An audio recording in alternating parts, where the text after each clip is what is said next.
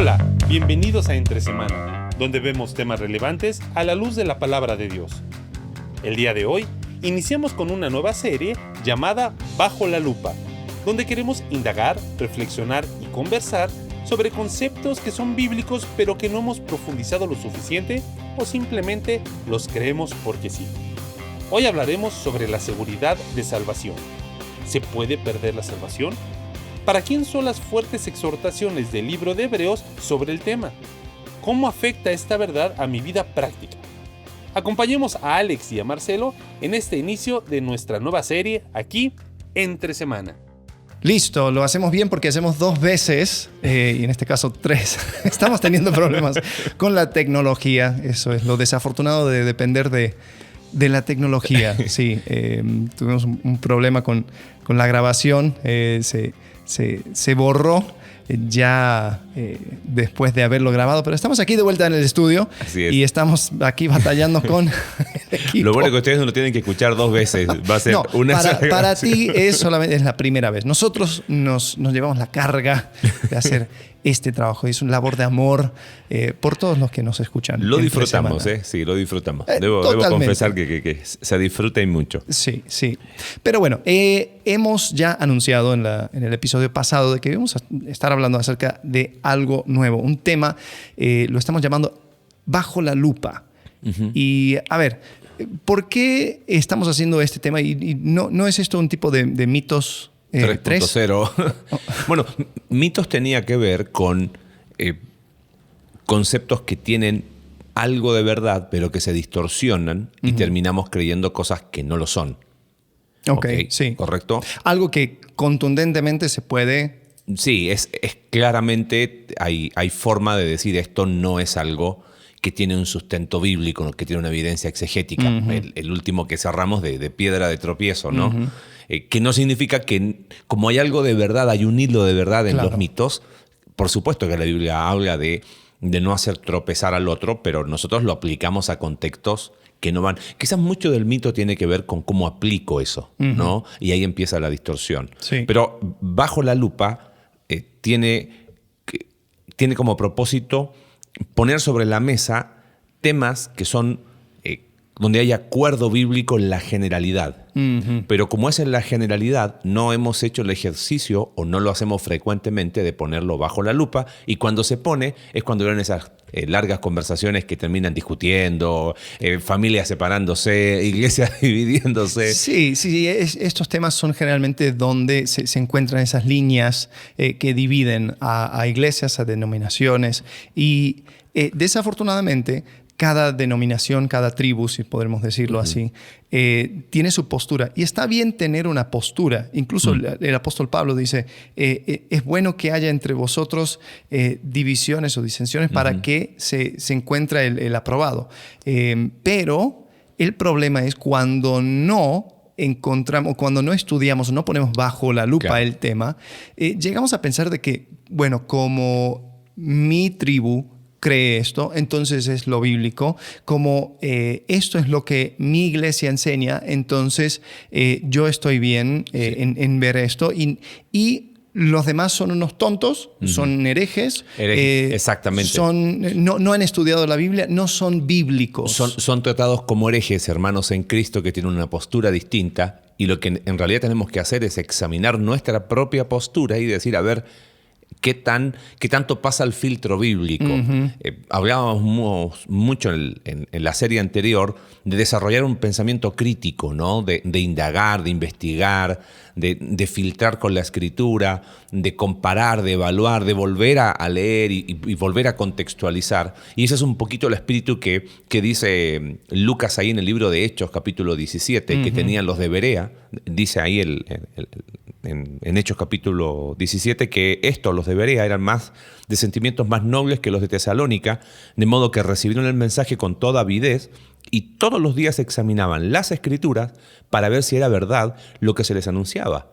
O sea, estaba Pablo. Mm-hmm. ¿Quién más que él como para decir, ok, recibo todo y ni siquiera lo cuestiono, ¿no? Claro. Y no es una actitud arrogante, sino es una actitud de dependencia del texto bíblico. Ok, la recibieron con avidez, perfecto, es palabra de Dios, pero ahora vamos a examinar. Claro, y si uno cree que, yo lo creo, que Hechos es parte de la palabra de Dios, inspirado por Dios, entonces uno puede ver esa manera de describir a los de Berea como algo positivo. Totalmente. Entonces la misma Biblia nos invita a tener ese espíritu, a decir, hey, indaguen, estudien, vean. Jesús mismo se lo dijo a los fariseos, ¿no? Escudriñad las Escrituras, ¿no? Y ved, y les animaba. ¿ve? Y usted se lo dijo a Nicodemo, tú deberías saber esto, hombre, ¿no? En Juan capítulo 3. O sea, siempre tú ves una constante de ánimo, de decir, anda al texto, claro, investígalo. Me parece que lo estás viendo de una perspectiva que no es tan así. Quizás mucho responde a que no hemos dedicado eso, el tiempo, a decir, a ver, ¿qué de esto es así? O quizás al creerlo, lo creemos de una manera y al aplicarlo a la vida práctica, me parece que no pasa el filtro de la lupa, por decirlo de alguna forma, sí, ¿no? Sí. Y hoy queremos hacerlo con ese respeto de siempre, sabiendo que hay posturas distintas y eso no significa que son herejes, no significa que no son hermanos en Cristo. Sin embargo, es bueno decir, mira, independiente de tu postura, estas son las constantes bíblicas sobre este tema, ¿no? Y qué es lo que la Escritura dice. Pero bueno, vamos al tema en cuestión. Ya lo anunciamos la semana pasada. Sí, seguridad de salvación. Ahora, quizás hay muchos que escuchan eso y dicen, ¿de qué me va a hablar? Nosotros hemos creído por mucho tiempo de que la seguridad es... O sea, la salvación es segura, no se pierde y más bien lo que uno tiene que hacer, generalmente en esas campañas evangelísticas, es darle seguridad de salvación. Entonces yo voy con las personas y digo, ¿tú eres salvo? Sí. Ah, ok, ¿tú crees que se pierde? Sí, bueno, te voy a dar seguridad de salvación. Entonces, les doy seguridad. Entonces, cuando sacan las cifras, ¿no? Los pastores y los evangelistas que les encanta. ¿Les gustan los números? Sí, dar números. Después, a veces le agregan un 0, ¿qué más? Pero después dicen, hubieron tantos salvos y tantos que se le dio seguridad de salvación. Entonces, uno empieza a realmente apreciar eso de seguridad de salvación. A ver, ¿por dónde va esto? Partamos diciendo que la Biblia enseña que la salvación es segura porque es una obra de Dios en Cristo, ¿correcto? O a través de Cristo, que Dios estaba en Cristo reconciliando consigo al mundo. Esa obra que hace Dios, que hay que cite 2 Corintios capítulo 5, es una obra segura porque es una obra que Dios hace. Entonces, desde el punto de vista de Dios, la salvación es segura, que a lo mejor es semántico, pero es muy distinto de yo darte a ti seguridad de salvación. Ajá. ¿Quién soy yo para darte a ti seguridad de salvación? Ok, pero a ver, seamos generosos con las personas que hacen eso. Cuando lo dicen, voy a darles seguridad de salvación, generalmente tiene que ver con dar algunos pasajes, Juan 5:24, Juan 3:16, Juan capítulo 10. O sea, hablando de que una vez que tienes vida eterna, o sea, que cuando es el momento que uno tiene vida eterna, pues en el momento de creer, entonces no existe un pecado que pueda tirar abajo esa seguridad de salvación. Entonces, hay otro lado, hay otro extremo de personas que dicen, no, si la salvación se puede perder si es que tú pecas, si es que te portas mal, si es que haces algo muy, muy malo, ya Dios retira su salvación y ya no eres salvo. Entonces, generalmente cuando se habla de seguridad de salvación es para contrarrestar esa idea. Lo que se dice pérdida de salvación. Pérdida de salvación. Bueno, quizás ahí tendríamos que empezar a precisar algunas cosas del lenguaje. Es imposible perder lo que no se puede ganar. Entonces, yo creo que eso es algo que tendríamos que precisar, porque cuando quizás del otro extremo se dice, bueno, pero ¿cómo vas a enseñar que la salvación se pierde? Yo creo que el problema es que a veces se hace caricaturas del otro, ¿no? Un concepto que la Biblia no enseña es que la salvación se pierde porque tampoco se puede ganar. Lo opuesto a perder es ganar. Hay que indagar si la Escritura habla de si la salvación puede ser rechazada. Y yo creo que hay evidencia que sí. La pregunta vendría a ser: ¿rechazada cuándo? En el momento, ¿qué pasa si creí y después rechazo a Cristo? Ahí es donde viene quizás la discusión más profunda. Bueno, y que eso se evita. Claro, y lo que generalmente sucede, porque hay pasajes, vamos a entrar en estos pasajes, hay pasajes que claramente parecen indicar una cierta, una necesidad de constancia, una necesidad de perseverancia, ¿no? La perseverancia de los santos, y es como que cuando ponen ese asterisco, como que, sí, ustedes han creído siempre y cuando continúen en la fe, y es como que, espérate. Pero, entonces una persona que dice, no, pero yo creo en la seguridad de salvación. ¿Para qué Pablo, el escritor de Hebreos, tiene que poner ese asterisco? Siempre y cuando siguen firmes en la fe, siempre y cuando perseveran. Entonces como que, a ver, ¿la salvación es segura o no es segura? Si es segura, entonces ¿para qué está esto en la Escritura? Y, o sea, si no, entonces ¿qué estamos hablando de pérdida de salvación? Y ahí es donde viene el problema, porque se van esos pasajes con lentes ya puestos. Entonces, por ejemplo, tenemos en un extremo quizás dentro del espectro de los cristianos, hermanos que se identifican más con las enseñanzas llamadas calvinistas o reformadas, como le quieras llamar. Y ellos dicen que, bueno, la salvación es la perseverancia de la fe constante e inquebrantable, ¿no? Estoy leyendo citas de ellos, no es que me la estoy inventando. La pregunta es, ¿siempre va a ser constante y siempre va a ser inquebrantable? ¿Qué sucede el día en que no tengo esa fe constante e inquebrantable? Y después tienes, por otro lado, aquellos que dicen que la salvación final se obtiene mediante la obediencia del que persevera. Entonces hay que perseverar, porque si no... Y ahí es donde una vez leí una frase interesante, dice: los arminianos, que son de los que hablan de que la salvación se puede perder, saben que son salvos, pero tienen miedo de no poder conservar la salvación. Mientras que los calvinistas saben que no pueden perder la salvación, pero tienen miedo de no tenerla. Entonces, claro, cualquiera de los dos extremos, si los llevamos a su ¿cómo sería la expresión? A su lógica máxima, te lleva a esos dos extremos. En cualquier momento la pierdo. Ok, yo sé que no la voy a perder, pero seré yo uno de los elegidos del Señor, ¿viste? Entonces, ¿qué sucede? Se va con un preconcepto a textos de la Escritura que nos dejan un signo de interrogación muy interesante.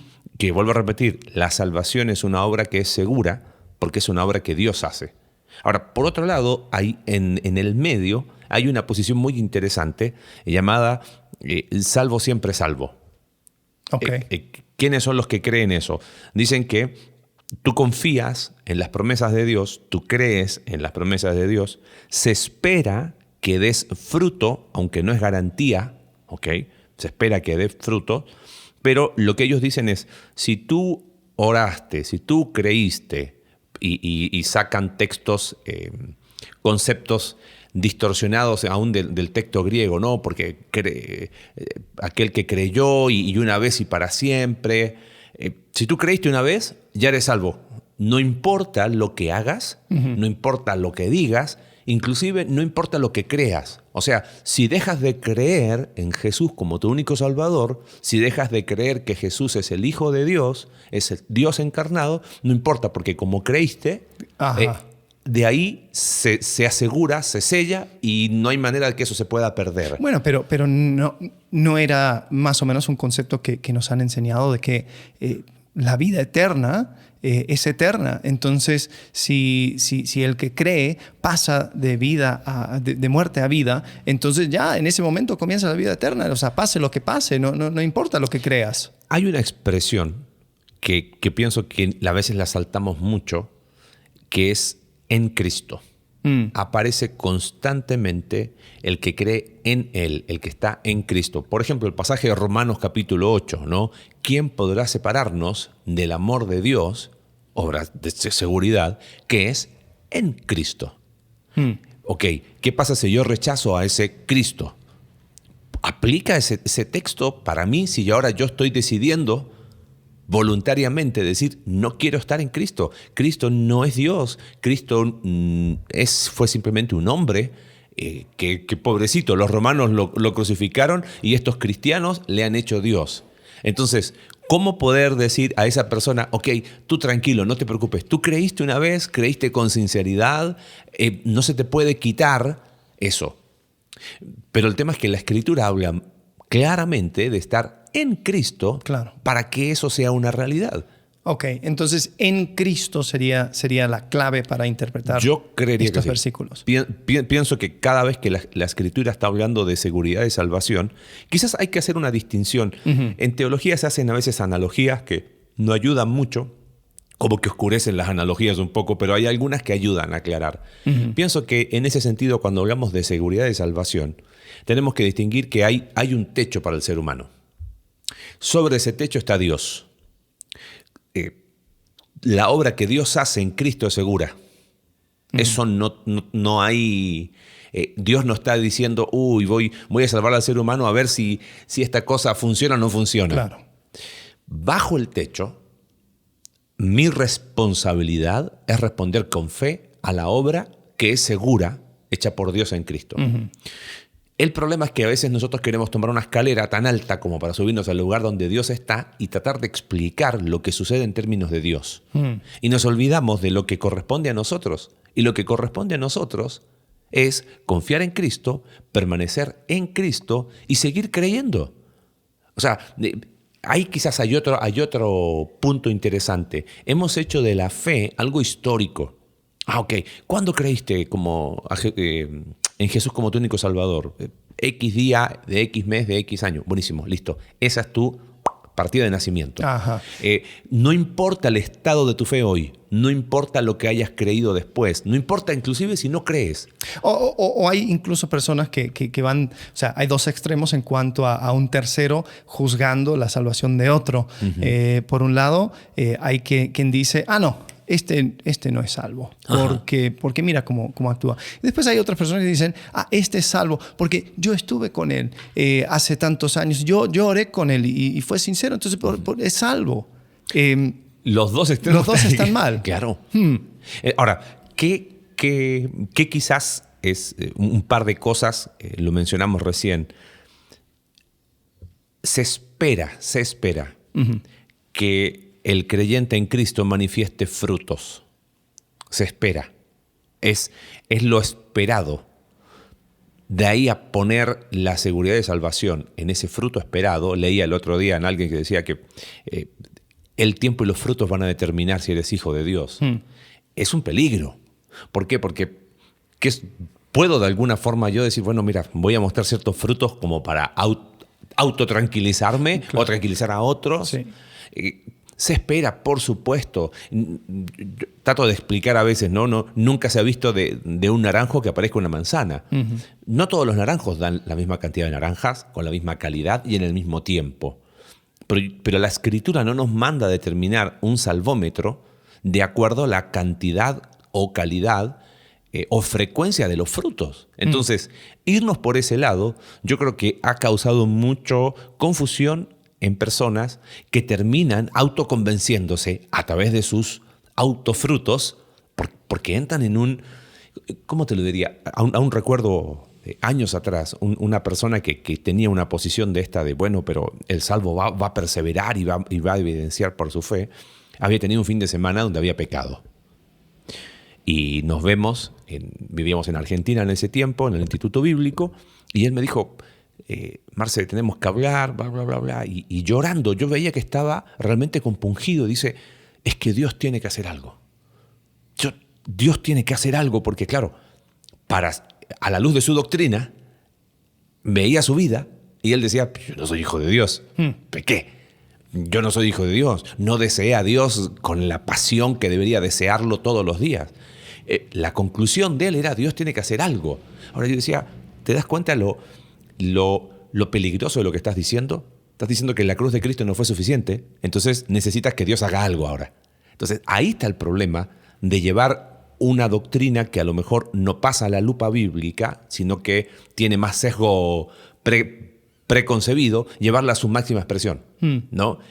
Siempre vas a terminar dudando. El que se supone que que es más seguro termina dudando por eso. Y el que piensa que se pierde vive con miedo toda la vida porque no sabe si el pecado ese, si está perseverando como debería. Claro, y después ¿qué haces? O sea, en esta época donde todo es tan público, con aquellas personas que quizás han vivido una vida donde dan frutos, han sido pastores, han sido líderes, han sido personas de mucho apoyo en el mundo cristiano, personas que hemos citado, personas que escriben libros y después o uno, sale un escándalo que define su vida, o dos, activamente rechazan la fe.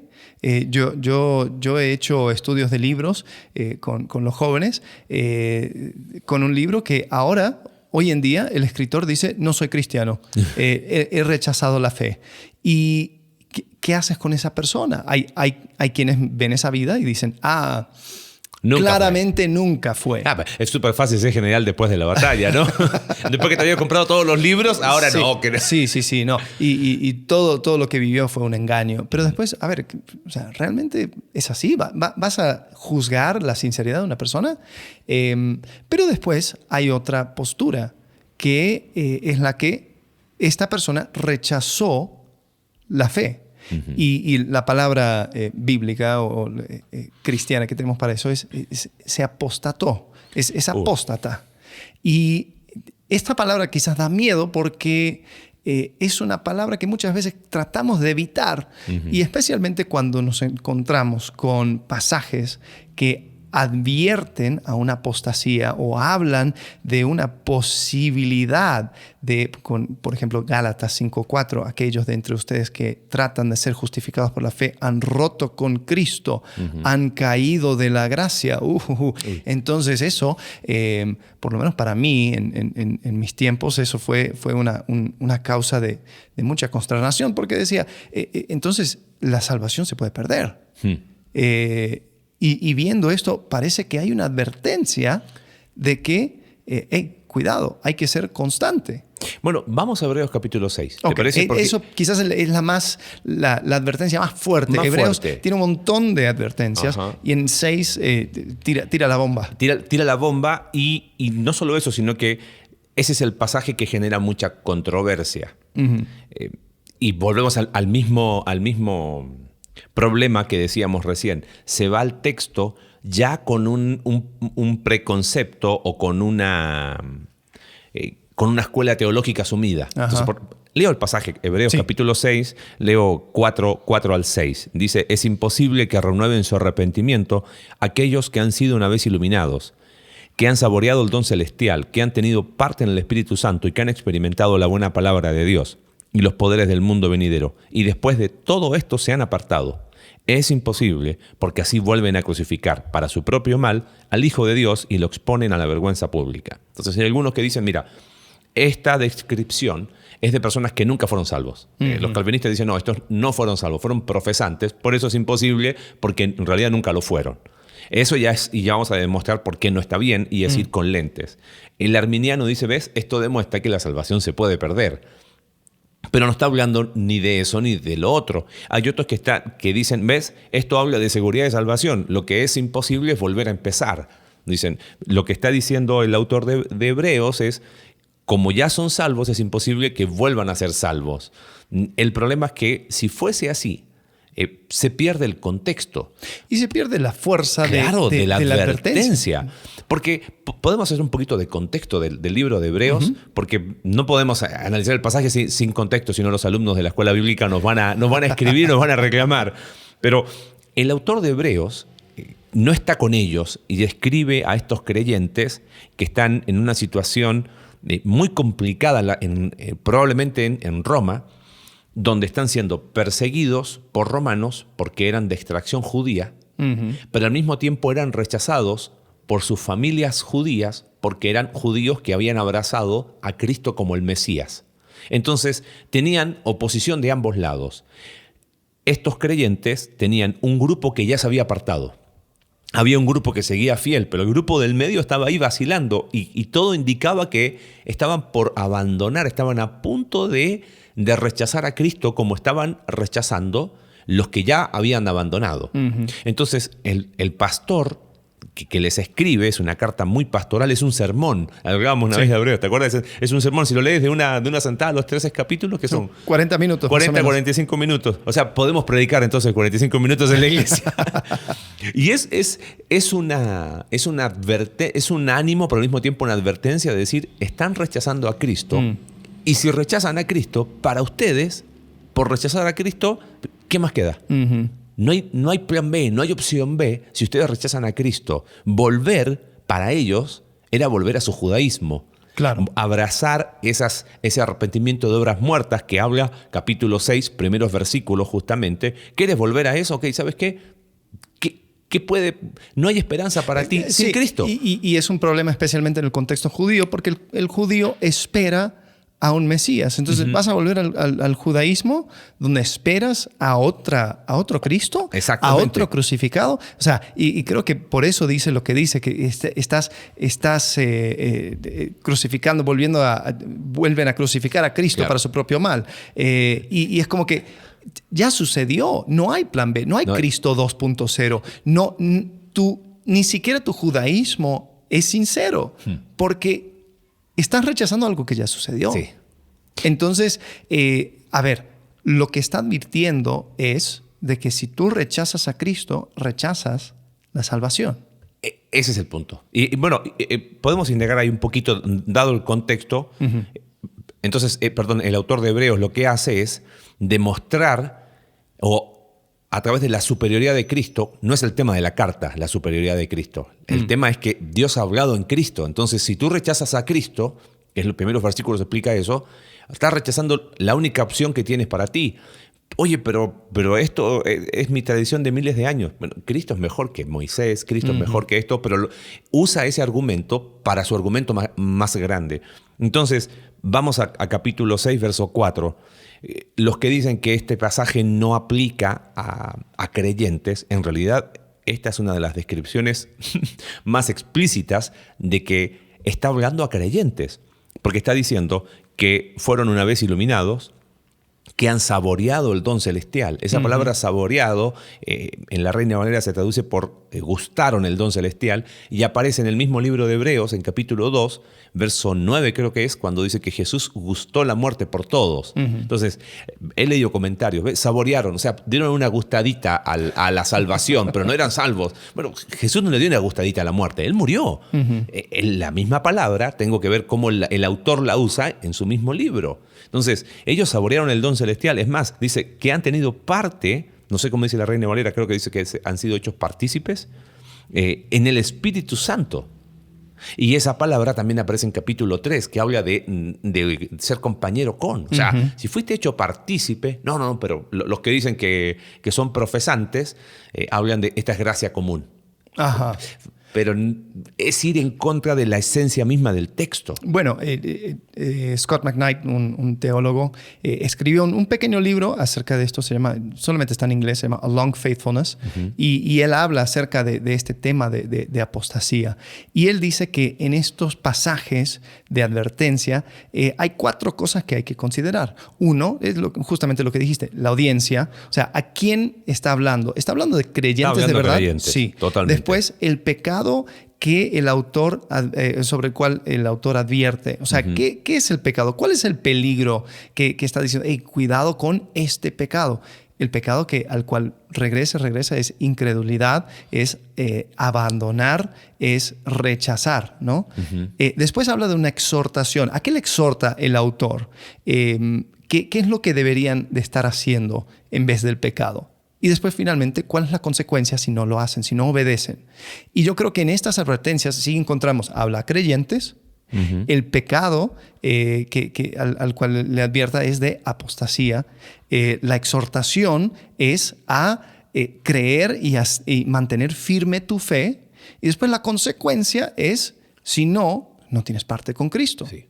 Y bueno, hay algunos que dicen, sí, pero la palabra que usan ahí para se han apartado no es la palabra apostasía, es una palabra que no tiene que ver con, específicamente con, en griego es parapipto y significa extraviarse. Entonces dice, ¿ves? No usa la palabra apostasía, entonces no puede ser apostasía.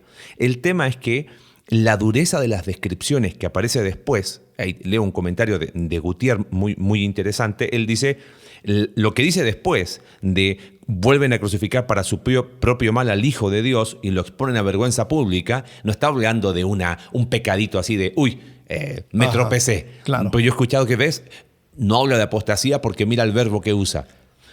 Pero ese verbo tiene que ser analizado en su contexto. Y el contexto muestra de que la descripción que sigue es muy dura. Apostasía inevitablemente tiene que ver con fe. Sí o sí. Porque yo no puedo apostatar no sé, ¿cómo lo explico? Por pecado uno no es apóstata. Ajá, O sea, uno. Porque... Tiene relación con fe porque es un rechazo a aquello que yo creí. Ajá. O sea, no tiene que ver con obras, no tiene que ver con... Yo no puedo apostatar de la música. Apostaté de la música, ahora me gusta otra música. No. Apostasía explícitamente aplica fe. Ahora, claro. ¿Por qué es bueno decir eso? Porque hay otra vez los lentes, ¿ves? El que dice que la salvación se pierde, ¿ves? Se puede perder. Y el que dice que no, que dice, no, ¿ves? El apóstata en realidad nunca fue salvo. Y tratan de ponerse en el lugar que le corresponde a Dios. Leo un par de cosas de Hebreos en el capítulo 3 que son bastante interesantes. Llegan a ser hasta sugerentes. Mira, capítulo 3, verso 6, dice, Cristo en cambio es fiel como el Hijo al frente de la casa de Dios. Y esa casa somos nosotros. ¡Wow! Seguridad total. Con tal que mantengamos nuestra confianza y la esperanza que nos enorgullece. Capítulo 3, versículo 14. Hemos llegado a tener parte con Cristo. Seguridad total, claro, porque es la obra que Dios hace en Cristo. Con tal que retengamos firme hasta el final la confianza que tuvimos al principio. Entonces, bueno, ¿es seguro o no es seguro? ¿Se pierde o no se pierde? El autor de Hebreos no va por ese camino. El autor de Hebreos va por el camino de la obra que estar en Cristo seguro. Tú preocúpate de seguir en Cristo. Ocúpate de seguir en Cristo. Esos dos verbos, o sea, esos dos versículos están en una forma, en el idioma en que fue escrito el Nuevo Testamento, que son cláusulas condicionales. Para que ocurra una, tiene que ocurrir la otra. Inevitablemente. O sea, eso es ley. Así es que no la puedo interpretar a mi antojo. ¿Hemos llegado a tener parte con Cristo? Eso seguro sí. Pero para que suceda eso, también tiene que suceder lo segundo. No lo puedo separar, con tal que retengamos firme hasta el final la confianza que tuvimos al principio. Tú predicaste hace un par de domingos, si no me equivoco, que constancia confirma creencia. Sí. Y hablábamos de que la fe no es solo un momento histórico. Es un proceso, es un constante crecer. Somos invitados en el Nuevo Testamento constantemente a por fe andamos, no por vista. Hebreos capítulo 12, poniendo nuestra fe en Cristo, corramos con paciencia. O sea, la fe no es algo estático. Los discípulos dijeron, Señor, aumentanos la fe. Entonces, estamos hablando de que la obra de Dios es segura, pero la exhortación de Hebreos es, ok, pero si tú estás rechazando hoy a Cristo, volviendo a Hebreos capítulo 6, ¿qué sucede? No, lo dijiste recién, no hay plan B.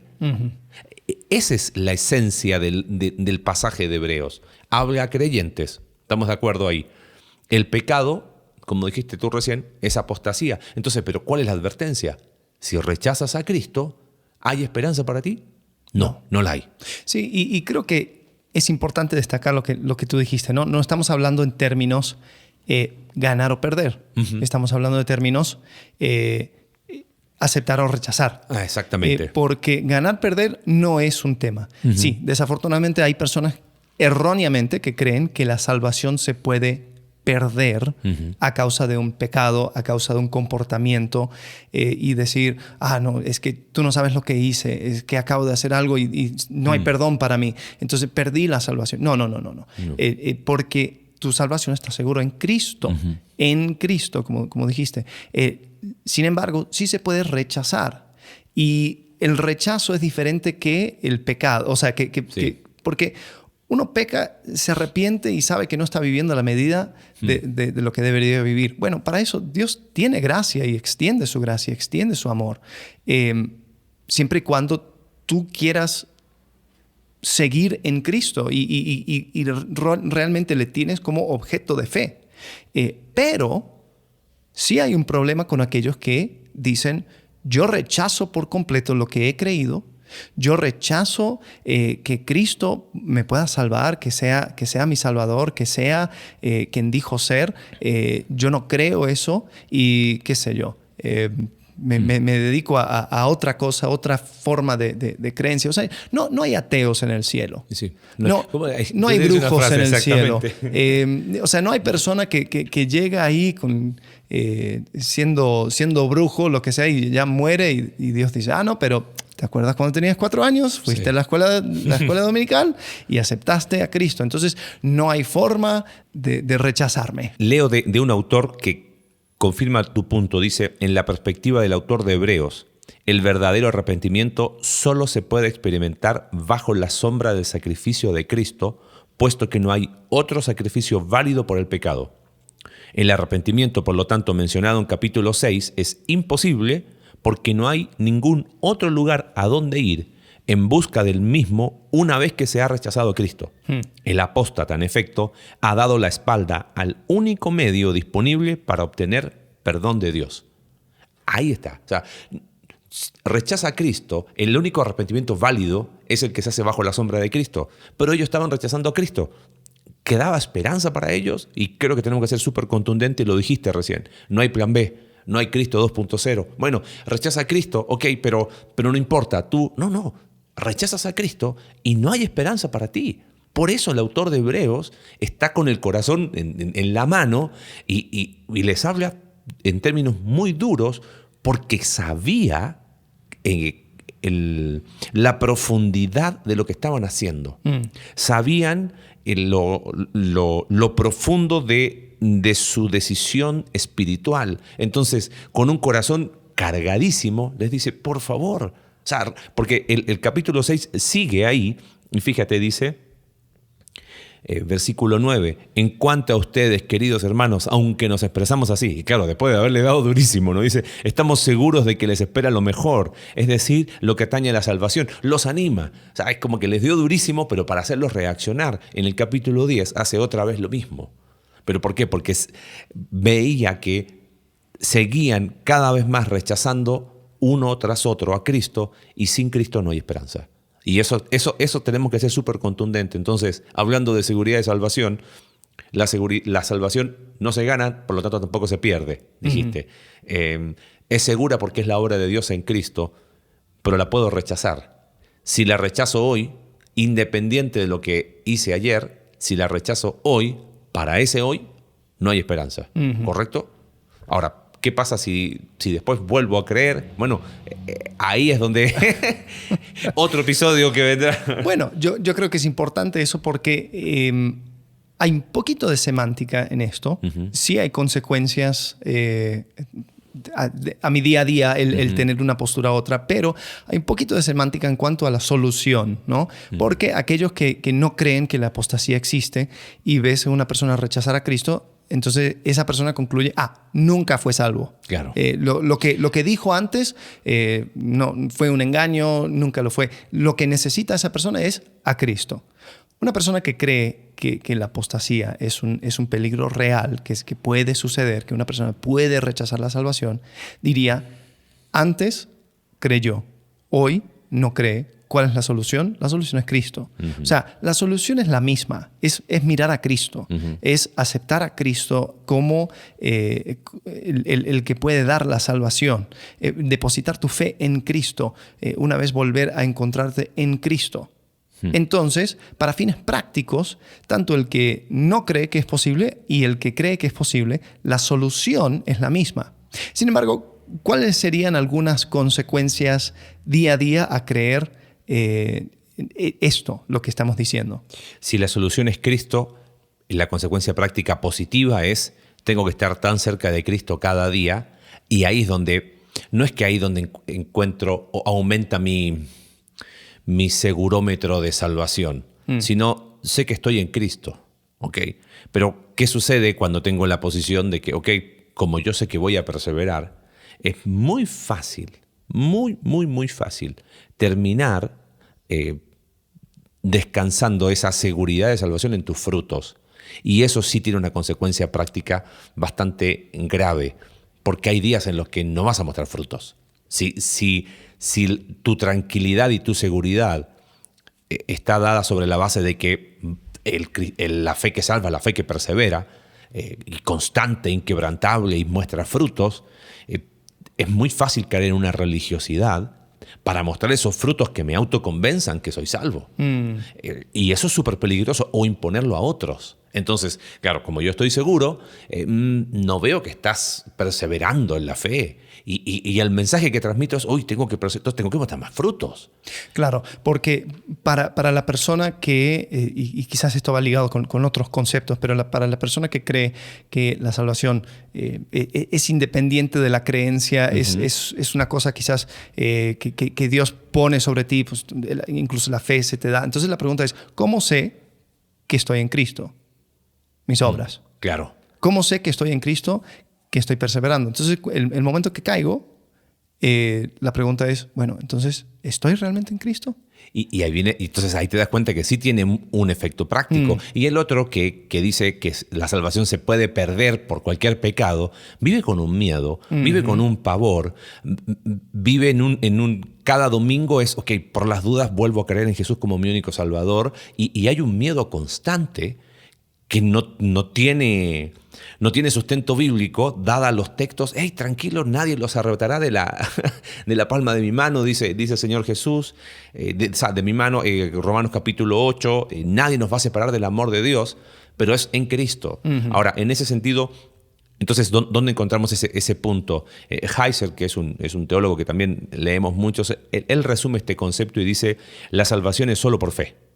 ¿No? Y es fe en el que obtuvo esa expiación por nosotros, y ese es Cristo, ¿no? Y todo Hebreos capítulo 1 al 5 habla de eso. Todos debemos arrepentirnos, dice él. Todos debemos cambiar nuestra forma de pensar sobre las obras muertas. Tenemos que dejar de vivir como si nuestras obras pudieran salvarnos, ¿no? No pueden salvarlos porque no hay mérito para la salvación. 3, dice, no podemos pecar para perder la salvación, porque la salvación nunca se trataba de hacer suficientes obras, ¿no? O abstenerse de suficientes malas obras para merecer salvación. Por lo tanto, no va por ahí. Pero, dice él, la salvación sí puede ser rechazada. Por lo tanto, asegúrate de estar seguro en tu fe en Cristo, ¿no? Y esa es la clave de... O sea, ese momento de duda, ese momento de preocupación, estaré en Cristo. La pregunta no es cómo me estoy comportando. La pregunta debe ser, ¿qué es lo que creo acerca de Cristo? Claro. ¿Qué creo acerca de Cristo hoy? Porque eso es lo que va a determinar si estoy en Cristo o no estoy en Cristo. Y esa fe es dinámica. Bueno, tú no sé si fue en el episodio que se borró, en la carta que se perdió. A ver.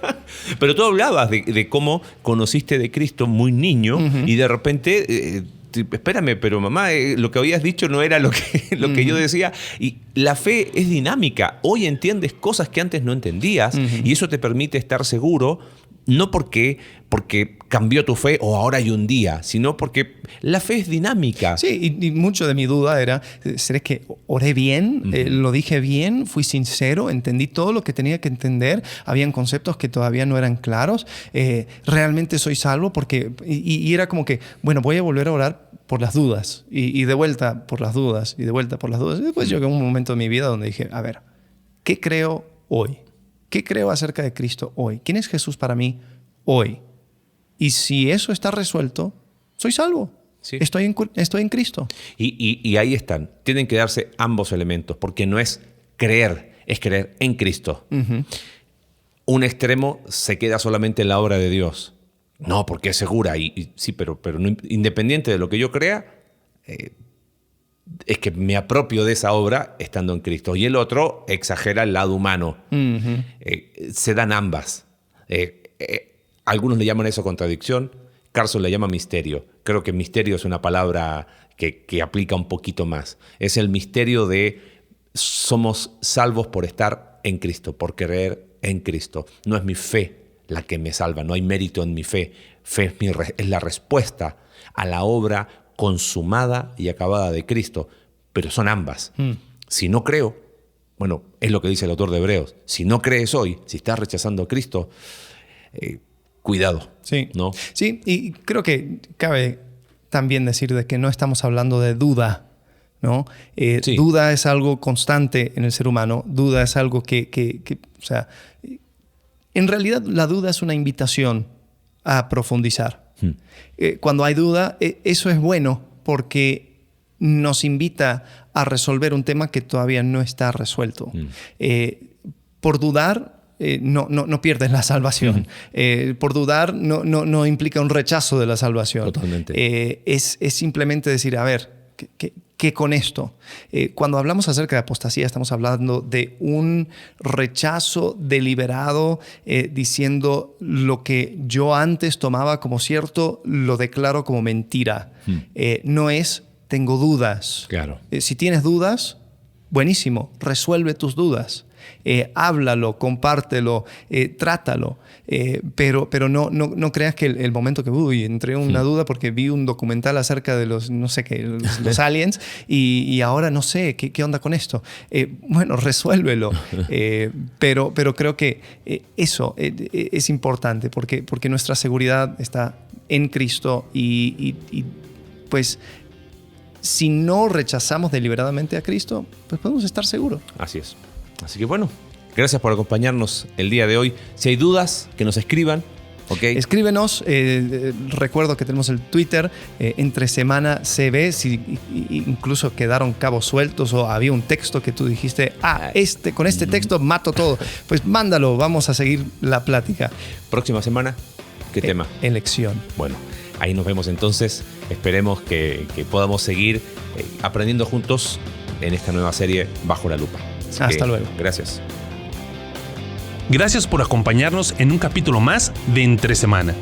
Recuerda que puedes seguirnos a través de nuestra página web Iglesia Conexión Vertical /Entre Semana, Spotify, Apple Podcast y Google Podcast. Hasta la próxima.